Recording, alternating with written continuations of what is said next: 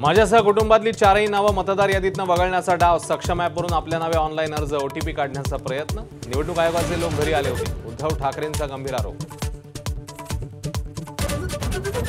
मवियाच्या मोर्चावेळी काँग्रेसने दोन्ही दगडांवर पाय ठेवल्याची चर्चा. सपकाळ वर्षा गायकवाडांसह प्रमुख नेते अनुपस्थित, तर सध्या कोणत्याही पदावर नसलेले बाळासाहेब थोरात मोर्चामध्ये सहभागी. दुबार तिबार मतदार आले तर तिथेच फोडून काढा. राज ठाकरेंची गर्जना. निवडणूक घेण्याची घाई का? निवडणूक आयोगाला सवाल. आजची एकजूट पाहून संयुक्त महाराष्ट्राची आठवण झाली. मोर्चामध्ये शरद पवारांचं वक्तव्य. सत्तेचा गैरवापर सुरू असल्याचा आरोप.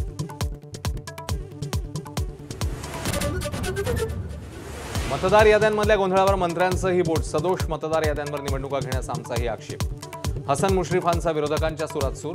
तर दुबार नावं मतदार यादीत नको. शिरसाट आणि बावनकुळेंचं वक्तव्य.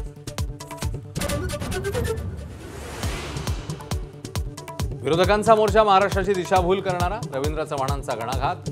महाविकास आघाडीच्या मोर्चाला प्रत्युत्तर देण्यासाठी भाजपचं मूक आंदोलन. पुण्यामध्ये आंदेकर कोमकर टोळी युद्धातनं रिक्षाचालक गणेश काळेची हत्या. मृत रिक्षाचालक आंदेकर टोळीतल्या सदस्याचा भाऊ. 4 आरोपींना अटक.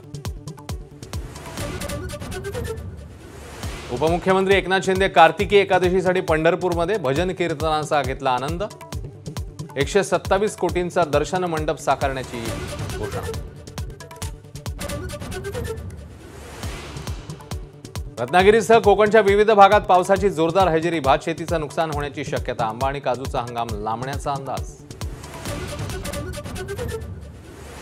देशभरात लग्नसराईला जोशात सुरुवात. 45 लाख लग्न होण्याचा अंदाज, तर 5 लाख कोटींची उलाढाल होण्याचीही शक्यता. हरमनप्रीतची वुमन टीम इंडिया उद्या बुलवाडच्या दक्षिण आफ्रिकन टीमशी भिडणार. डी.वाय. पाटील स्टेडियमवर वनडे विश्वचषकाचा अंतिम सामना. पहिल्या विजेतेपदाची भारताला आस.